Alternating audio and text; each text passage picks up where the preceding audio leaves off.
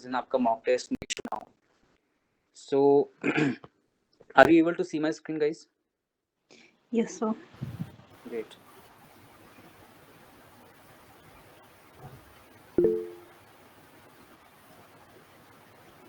So आप लोग के स्क्रिप्ट में, अभी स्क्रिप्ट पे डिस्कशन बाद में करेंगे, ये आपका एसओपीज है, ठीक है guys. So standard operation procedure ये है आपका, जो आपको फॉलो करना है बेसिकली, और ये आपके स्क्रिप्ट में भी मेंशन रहेगा, ठीक है। जो आपको पीडीएफ अभी नया वाला मिलेगा उसमें ये आपको मेंशन रहेगा, ताकि आपको इस चीज़ से लाइक आपके दिमाग में रिकॉल रहे, ठीक है। तो अनम्यूट कर लीजिए जिसका भी माइक, गाइस प्लीज म्यूट कर लीजिए जिसका भी माइक अनम्यूट है। आपको भी पता है, मुझे भी पता है, ठीक है। थोड़ा आप बेयर करो, थोड़ा मैं अनमोल, बेयर करूँ। वॉइस आ रही है मेरी? Hello Anmol ji please voice mute कर लीजिए ताकि डिस्टर्बेंस ना हो। ओके, सो आप जैसे ही किसी प्रोस्पेक्ट का अप्रोच करते हैं, प्रोस्पेक्ट का मीन्स होता है जिनका नंबर आपको दिया जाता है, ठीक है। तो जिनका नंबर आपको दिया जाता है वो पहले प्रोस्पेक्ट होते हैं। जब तक वो हमारे लीड पंच करने के बाद में सिम नहीं ले लेते, वो हमारे कस्टमर में कन्वर्ट नहीं होते हैं। They are a prospect, okay.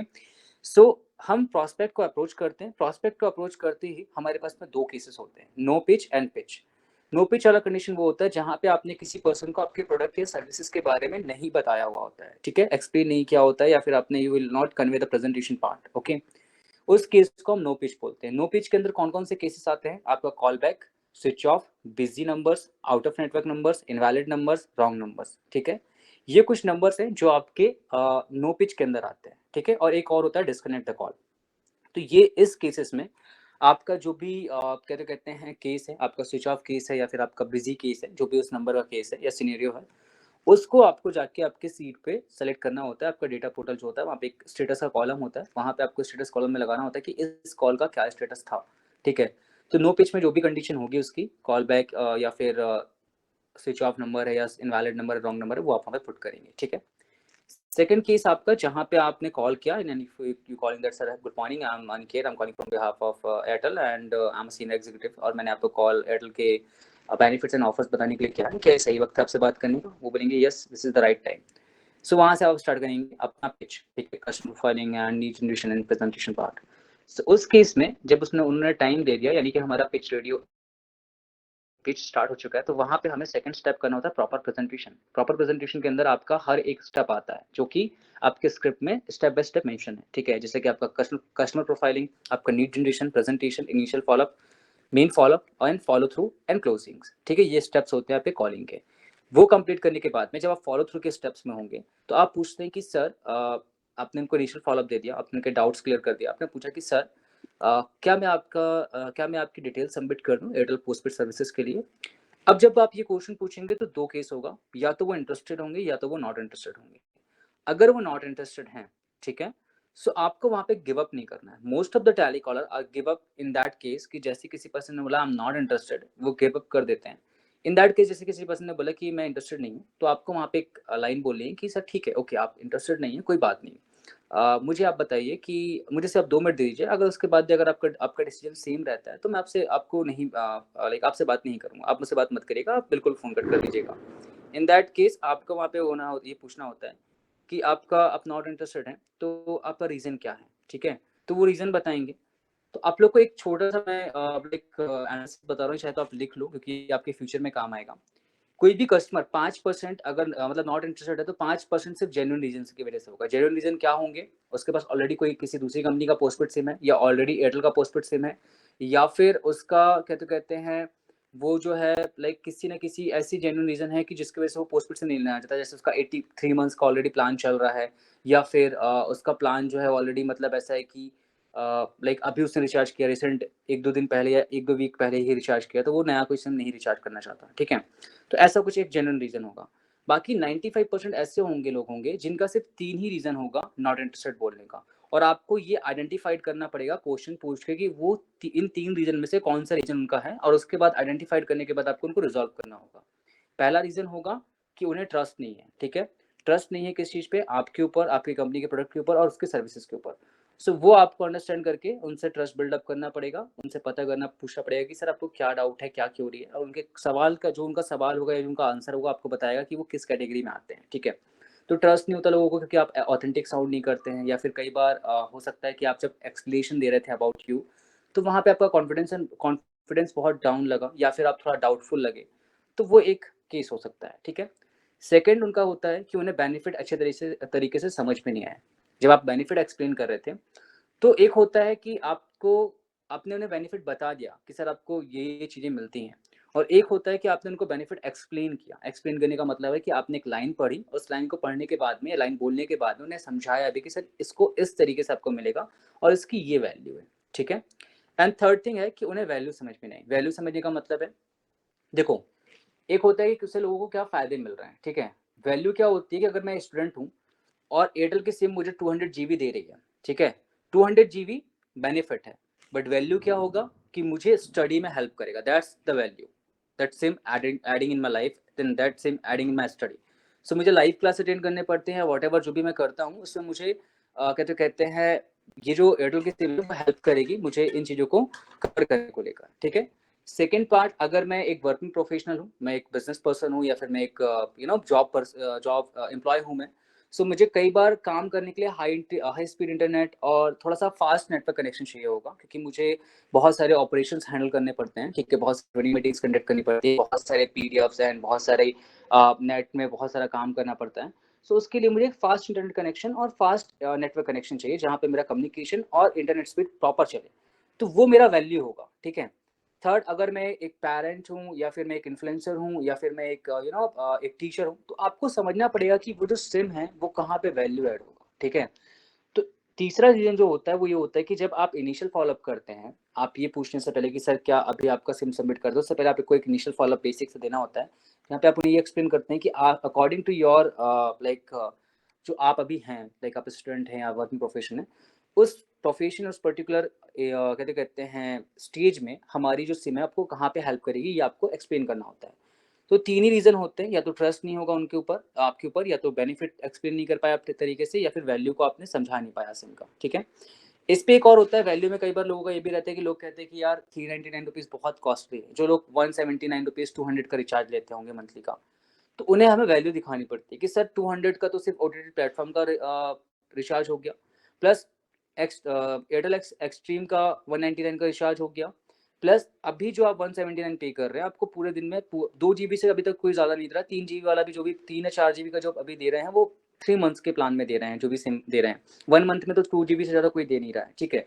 So 1 month में अगर 2 GB भी लेके चलते हैं, तो आपको 60 GB मिलता है 200 पे करने पे। बट आपको अगर आप यहाँ पे 399 का लेते हैं, तो आपको 200 GB मिलेगा, मतलब साथ में अनलिमिटेड डाटा। तो आपको समझना पड़ेगा कि सर 399 में आपको उससे ज़्यादा की वैल्यू मिल रही है, मतलब आपको 399 रुपीज़ में आपको अप्रॉक्सीमेटली 700 या 800 रुपीज़ के सर्विसेज मिल रही हैं, तो आपको वैल्यू दिखानी पड़ेगी। Guys, did you understand what the not interested category is and how to handle? Please give your thumbs so I can understand that you are getting my point and you are understanding the conversation part. Like guys, hello, please give Yes, your sir, thumbs I अगर got तो it, listen. sir. Okay, so this is the three things which people, like when people say that I'm not interested, these are three main reasons which you get in a 95% case, okay. And the very in a very rare case, 5% of customers saying that I already have a postpaid sim, or I completed my recharge recently, maybe 2 days ago. So in that case of 5% होगा, but 95% यही तीन reason होंगे। अब third second case आता है जहाँ पे person बोलते हैं कि यस आई एम इंटरेस्टेड। सो यहाँ पे एक थोड़ा सा एसओपी में एक चीज गलत हो गया, शेयर लिंक वाला, ठीक है। याद रखिएगा कि आपको शेयर लिंक नहीं करना है। वाई? बिकॉज अगर आप किसी को शेयर लिंक करते हैं, तो उस केस में आपको ये नहीं पता होगा कि उस पर्सन ने कंप्लीट किया है नहीं किया है, ठीक है। तो आपको वहां पे आपसे उनसे बेसिक डिटेल लेनी है। डिटेल में आपको क्या लेना है? सिर्फ 4 चीजें होती है डिटेल में लेने के लिए। उनका पूरा नाम, उनका कॉन्टेक्ट नंबर, उनका ईमेल आईडी और उनका एड्रेस, एंड पैन कार्ड, ठीक है। नेम तो आपके पास रहता है, पैन कार्ड एक रहता है, ओके। सो पैन कार्ड नंबर लेना है। अगर कोई बोलता है कि पैन कार्ड मैं क्यों दूं, क्योंकि कई समटाइम्स क्या होता है कि लोग थोड़ा सा यू कैन से दैट कि थोड़ा सा प्रोटेक्ट एक थोड़ा सा डाउट रहता है, कहीं भी कोई पर्सनल डॉक्यूमेंट्स की बात आती है, थोड़ा सा डाउट रहता है, थोड़ा सा लोग प्रोटेक्टेड हो जाते हैं। इन दैट केस आपको समझाना है कि जो भी पोस्टपेड सर्विसेज होती हैं वो सारी की सारी पैन कार्ड से ही एप्लीकेबल होती हैं, तो आपको पैन कार्ड देना पड़ेगा। बिकॉज क्या होता है कि एक जेन्युइन लीड समझ में आना चाहिए। हम एड्रेस और नाम और नंबर तो किसी का भी डाल सकते हैं, बट आपके पैन कार्ड से एक जेन्युइन लीड होता है कि जेन्युइन होता है, तो हमारे जो एग्जीक्यूटिव है या फिर हमारा जो सीनियर डिपार्टमेंट है, इसी बेस पे आपको कॉल करेगा और हमारे सीनियर एग्जीक्यूटिव आपके घर पे आके सिम एक्टिवेट करके जाएंगे। तो आपको वो डिटेल्स लेके सबमिट करना है। इन द रियर केस जब कोई कस्टमर नहीं देने के लिए एग्री है, मतलब ही सेड दैट कि आप मुझे शेयर कर दीजिए, मैं अपना प्रोसेस खुद से कर लेता हूँ, बट मैं आपको शेयर नहीं कर पाऊंगा। बहुत रेयर केस में अगर कोई कस्टमर ऐसा करता है, तो उस केस में आपको बोलना है कि ठीक है सर, मैं आपको कहते हैं लिंक शेयर कर देता हूँ या कर देती हूँ, और आपको मैं गाइड करते जाता हूँ step by step on call, ताकि आप कोई गलती ना करें उसको सबमिट करते टाइम पे। तो अब मैं आपको वेबसाइट शेयर कर रहा हूँ, कहते हैं एयरटेल पोस्टपेड सर्विसेज की। Never said that link share कर रहा हूँ, बोला कि मैं वेबसाइट शेयर कर रहा हूँ, ठीक है, क्योंकि लिंक वर्ड्स में जो शब्द होते हैं ना बहुत ज़्यादा इम्पैक्ट करते हैं। आप वर्ड्स चेंज करोगे, सामने वाले की साइकोलॉजी में वो कुछ अलग इम्पैक्ट करेगा, ठीक है। तो आप बोलो कि मैं वेबसाइट शेयर कर रहा हूँ एयरटेल पोस्टपेड की, वो आप शेयर करेंगे और वो जैसे ओपन करेंगे वो एयरटेल पोस्टपेड की कहते हैं लीड सबमिशन पार्ट में पहुंच जाएंगे, पेज में पहुंच जाएंगे, वहाँ पे उनको बेसिक डिटेल सबमिट करना होगा। सबमिट करने के बाद वो आगे प्रोसीड होंगे, ठीक है। तो ये काम होगा जब वो बंदा रियर केस में आपसे नहीं रेडी होगा आपको शेयर करने के लिए। जैसे वो हो जाएगा, आपको रिपोर्ट में उनसे 3 चीज़ें लेनी है, स्क्रीनशॉट, एड्रेस और ईमेल आईडी। वो लेकर आप अपने रिपोर्ट फॉर्म में सबमिट करेंगे। सबमिट करने के बाद अपने डेटा पोर्टल पे जाएंगे और जाके वहाँ पे लीड सबमिटेड का ऑप्शन जो होगा वो सेलेक्ट कर लेंगे। तो ये आपका पूरा एसओपी है जो अकॉर्डिंगली आपके कॉल से आपको लीड करना है, आपको काम के दौरान लीड करना है। ये क्लियर हो गया सभी को? Yes sir. Ruchi, Nishu, Vinay, okay. क्या आप लोगों को क्लियर हो गया? हाँ I'm asking, आप लोग को पता क्लियर हो गया जो मैंने भी समझाया? हाँ हाँ ओके, ठीक है। नेक्स्ट थिंग, अब आप लोग का थोड़ा सा मैं पिक्चर में बात कर लेता हूँ, उसके बाद फिर आपका एक छोटा सा मैं आप लोग को माइंडसेट दे दूंगा कैसे आपको कॉलिंग करना है। उसके बाद फिर आप कम्युनिकेशंस और बाकी सारी चीज़ें आगे कर सकते हैं। जो टेक्निकल ट्रेनिंग होगी आप लोग की data portal and other things की, वो हम बाद में आप लोग के लाइव होने के एक दिन पहले या एक मॉर्निंग पे पहले कर लेंगे, ठीक है। तो ये आप लोग का स्क्रिप्ट है, ओके गाइज। इस स्क्रिप्ट में कलर वाइज अलग अलग लिखा हुआ है। आप सभी लोगों ने ये चीज़ देखा होगा और आप लोगों ने सोचा होगा कि ये कलर वाइज क्यों अलग अलग लिखा हुआ है, ठीक है। उसका रीज़न है क्योंकि जो कलर्स बने हुए हैं ना अलग अलग, ये प्रोसेस है, ठीक है। अगर आपको किसी भी पर्सन को कहते हैं क्लोज करना है या किसी भी पर्सन को लीड सबमिट करना है, तो आपको हर एक प्रोसेस को फॉलो करना पड़ेगा। आप किसी भी प्रोसेस को स्किप नहीं कर सकते, किसी भी प्रोसेस पे जंप नहीं कर सकते। तो यहाँ पे ये जो प्रोसेस है, जैसे कि पहला इंट्रोडक्शन है, ये आपका टाइम देता है, मतलब किसी से टाइम बाय करने के लिए, ठीक है। कस्टमर प्रोफाइलिंग है, यहाँ पे आपका समझने का ये है कि आपका कस्टमर एलिजिबल है या नहीं है आपके काम, मतलब लाइक पंच होने के लिए, आपका लीड जनरेट होने के लिए जो प्रॉस्पेक्ट है वो आपका एलिजिबल है या नहीं है, ठीक है। नीड जनरेशन, यहाँ पे आपका नीड जनरेशन एक ब्रिज है। जो भी आप प्रेजेंटेशन देने वाले हैं, जिस प्रोडक्ट के बारे में आप बताने वाले हैं, उसको बताने का रीजन है कि वो रीजन आप क्यों बता रहे हैं, तो नीड जनरेशन वो कहता है, ठीक है। प्रेजेंटेशन पार्ट यहाँ पे ब्लू कलर से मेंशन है, वो आपका एक्चुअली बेनिफिट्स है, क्या आपको बताना है, आपके मतलब व्हाट आर यू ऑफरिंग, आप क्या ऑफर कर रहे हैं उन्हें, ठीक है।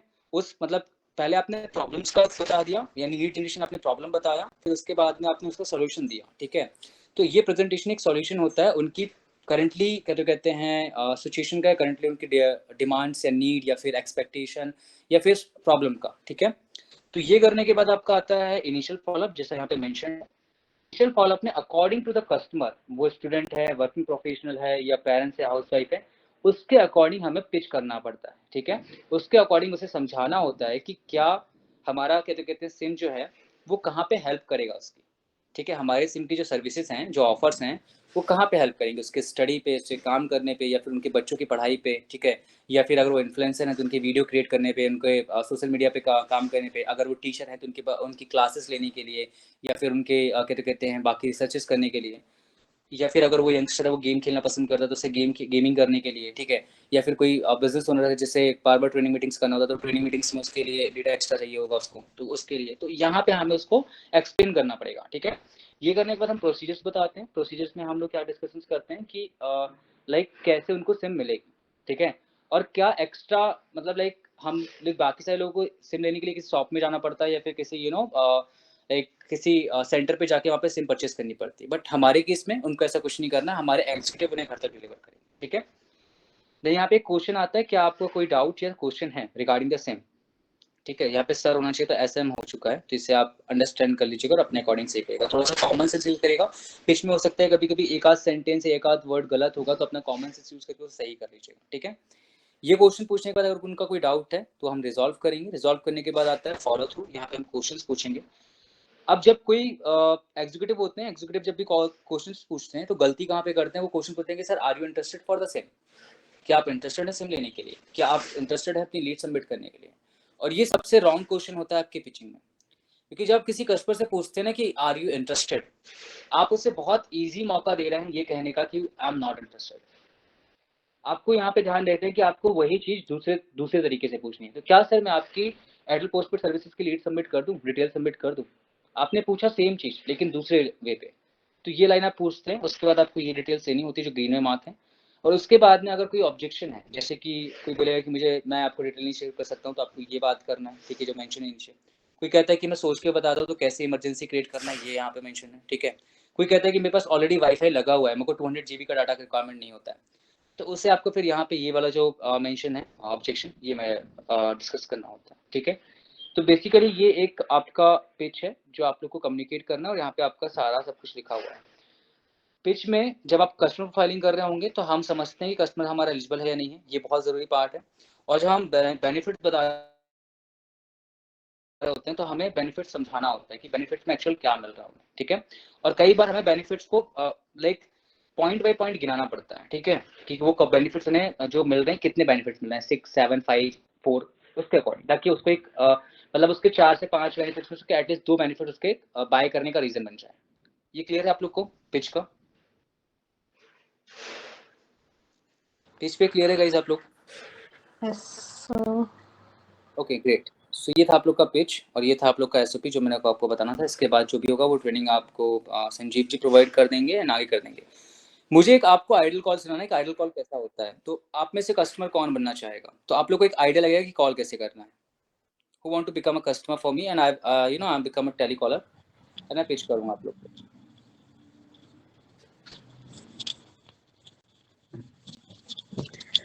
आई विल बिकम सर।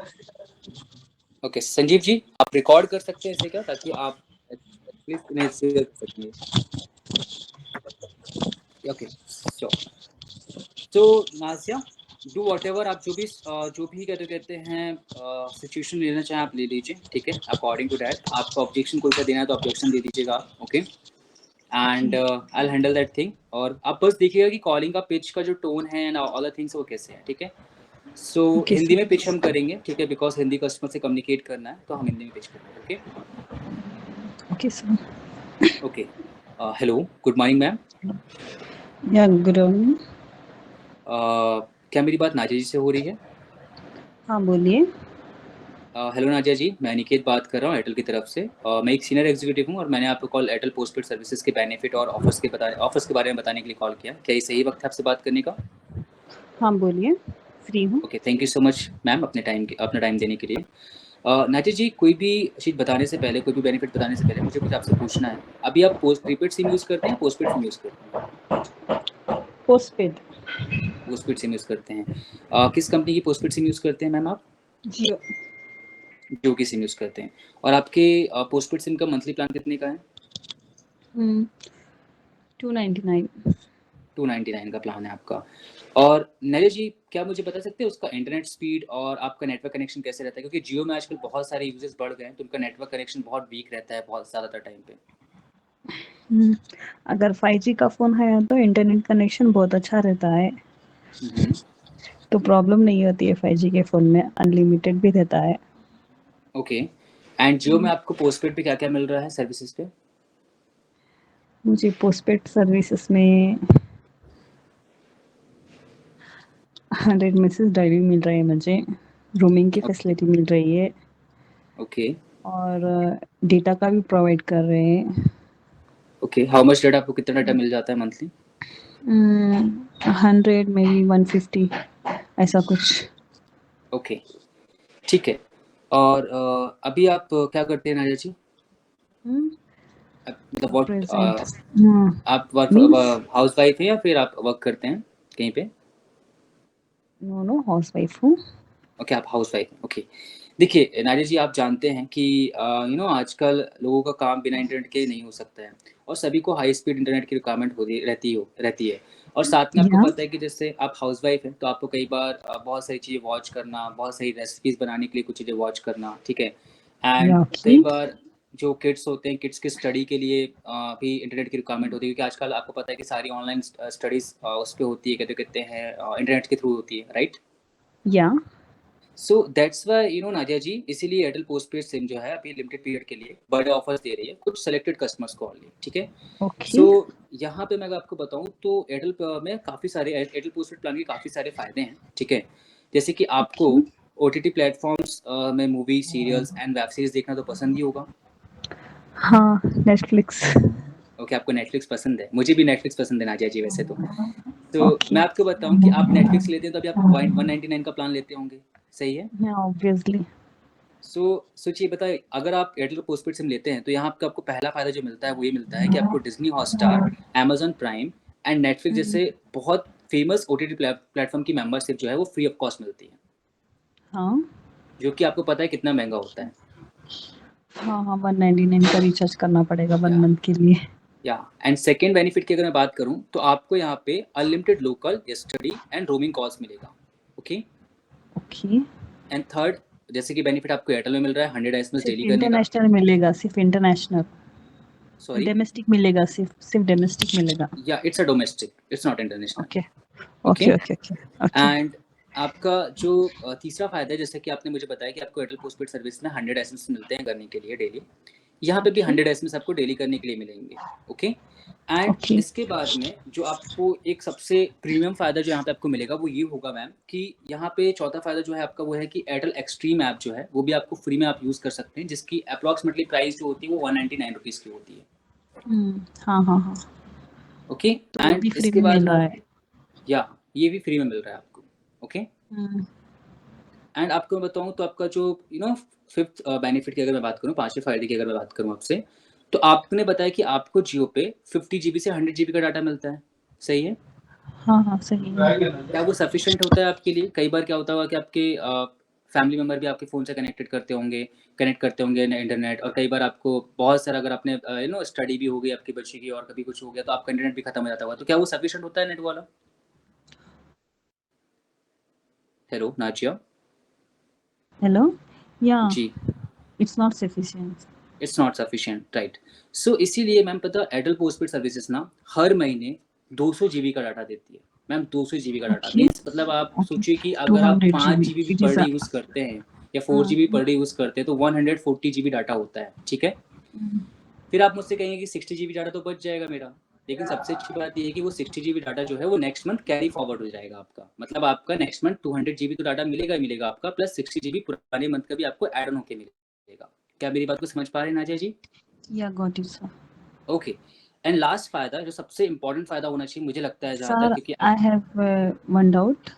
या बिल्कुल बताइए। या 200 जीबी होता है तो 200 हम्म, जीबी भी सपोज समझ लो कि एक घर के वास्ते, फादर मदर के लिए, या फादर बिजनेसमैन है तो बिजनेस के लिए, मीटिंग के लिए, या वाइफ के कुकिंग के लिए, अगर यहाँ पे सन भी होते हैं तो उनको क्लासेस, ऑनलाइन क्लासेस के लिए, गेम कुछ भी, अगर 200 जीबी भी अगर क्रॉस हो गया तो उसमें क्या हुएगा?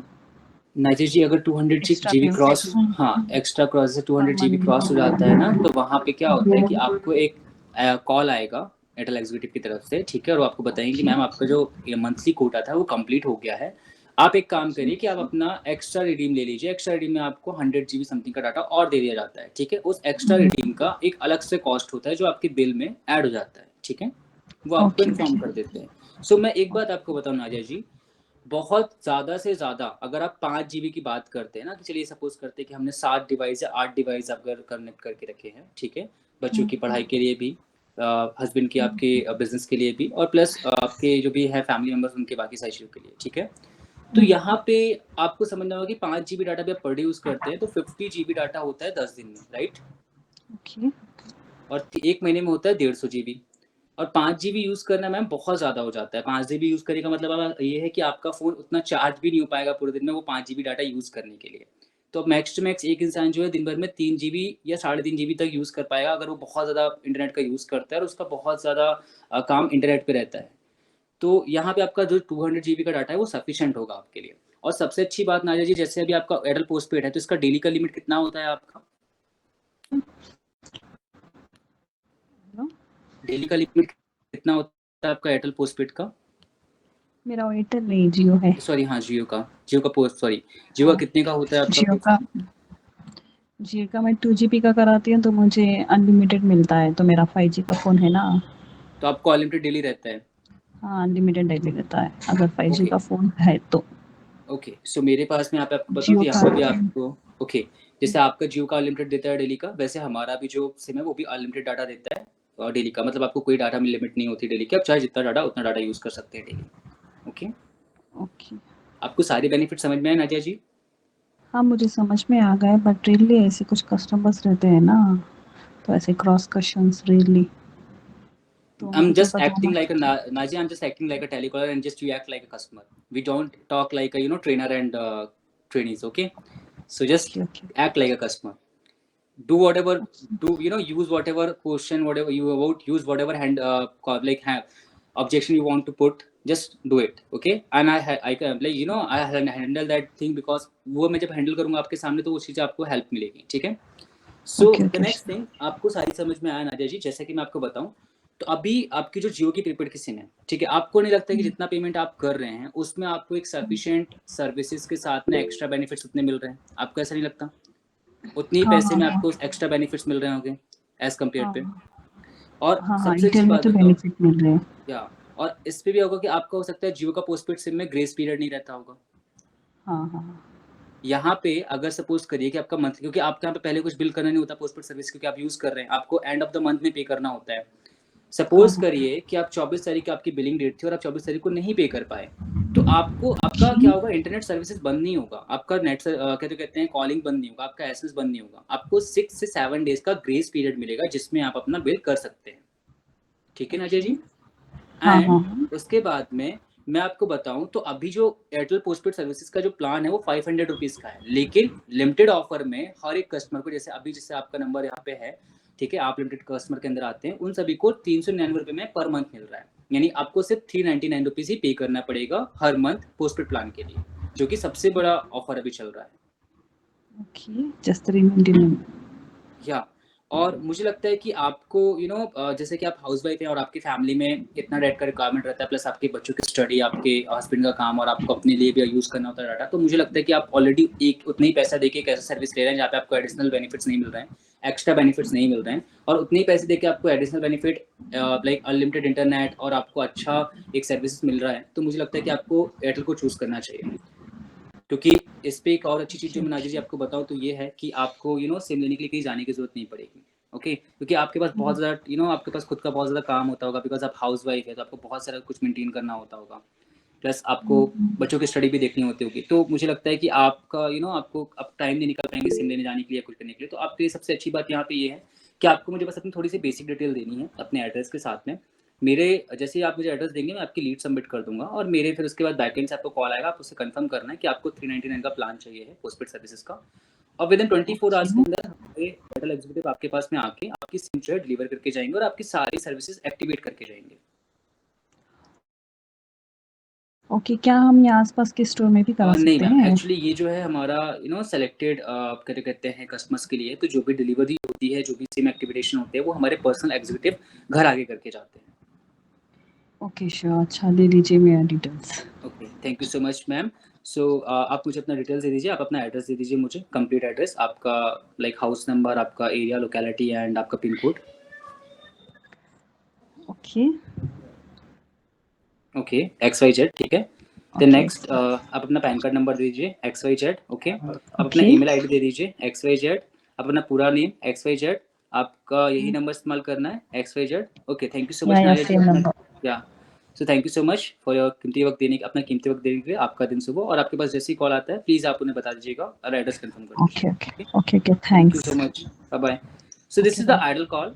आपको थोड़ा सा समझना होगा कि आप लाइक एक देखो मैंने थोड़ा सा टोनैलिटी यूज़ नहीं करी है, ठीक है? मैं थोड़ा सा आप लोगों को ना सिर्फ एक्सप्लेन करा था पिच, मैंने टोनैलिटी यूज़ नहीं करी। जब हम टोनैलिटी यूज़ करते हैं तो हम स्माइल करते हैं, हम एक्साइटमेंट वॉइस लेकर आते हैं, हम थोड़ा सा कहते हैं एनर्जेटिक साउंड करते हैं। वो टोनैलिटी हम कब लेकर आते हैं, जब हम मॉर्निंग में कॉल कर रहे होते हैं, ठीक है? इवनिंग टाइम तक आते-आते बहुत ज़्यादा बॉडी एग्ज़ॉस्टेड हो जाती है कॉल्स कर के, तो इवनिंग में टाइम पे इसीलिए थोड़ा-सा आप लोग को 30-40 मिनट्स का ब्रेक मिलता है, टी ब्रेक मिलता है, ताकि आप जो आपका टोनैलिटी है वो सही हो जाए, ठीक है?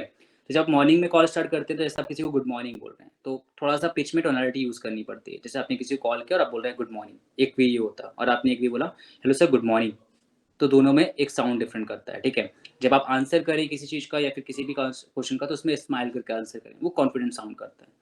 So this is the pitch which you have to deliver, and आपको थोड़ा-सा इसमें जो चीज़ें मैंने कभी क्लियर करी हैं, वो चीज़ अपने पिच में इम्प्रूव करिएगा। ठीक है गाइस, समझ में आ गया पिच का आप लोगों को? Yes sir. रानू आपको कुछ कहना है क्या? आपने हैंड रेज़ किया है, यस सर। प्लीज़ सर बताइए। ये कॉल मतलब जैसे कि एक कॉल है अभी आपने किया मैंने सुना। हाँ। सर वैसे कॉल बहुत लंबी अगर हो जाएगी तो सर इसे पर डे में तो बहुत मतलब कम कॉलिंग नहीं हो पाएगी फिर? आपको पता है 3 सर मिनट में ऐसा कितने कॉल्स करते हैं एक telecaller? How many calls people dial? या सर 50 to 60 या 100 भी हो सकते हैं सर। स्क्रीन दिख रही है आपको मेरी? यस सर दिख रहा है।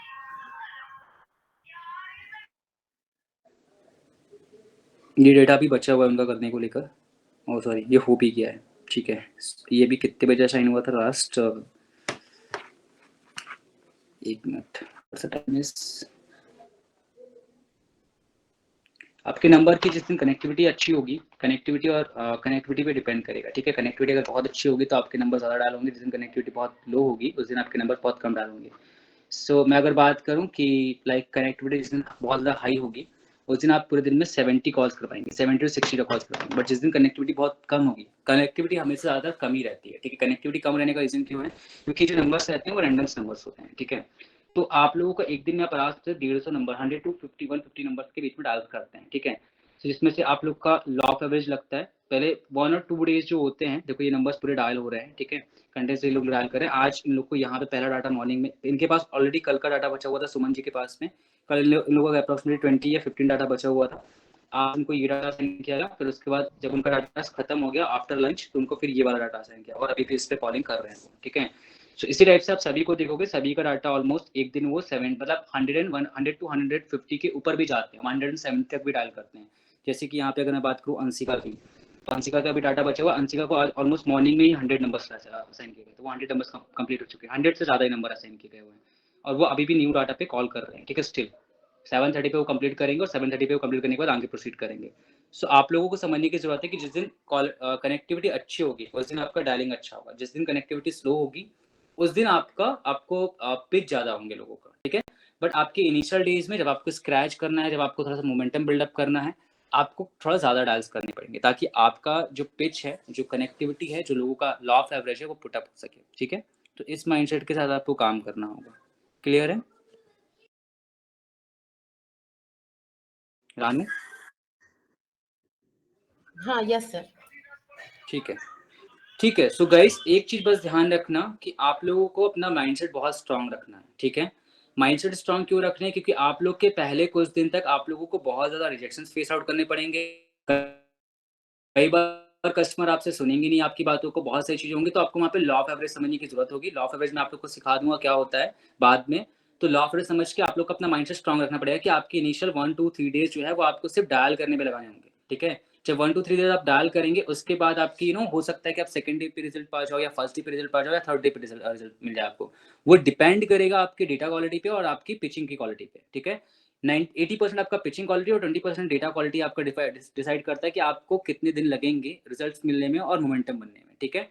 तो आपको यहाँ पे ध्यान रखना है कि आपको स्ट्रॉन्ग माइंडसेट रखना है, वो एक तरीके का नेवर गिव अप एटीट्यूड रखना है, जहाँ पे आप अपने प्रॉपर एनर्जी और प्रॉपर पिचिंग के साथ में, चाहे आपको दिन भर में पूरे दिन में एक भी रिजल्ट नहीं मिला है, पूरे फर्स्ट हाफ में एक भी रिजल्ट नहीं मिला है, बट स्टिल आप अपनी पूरी पिचिंग और पूरी एनर्जी लगा के काम कर रहे हैं, ठीक है? तो आपको ये चीज़ समझ के आगे प्रोसीड करना पड़ेगा, ओके?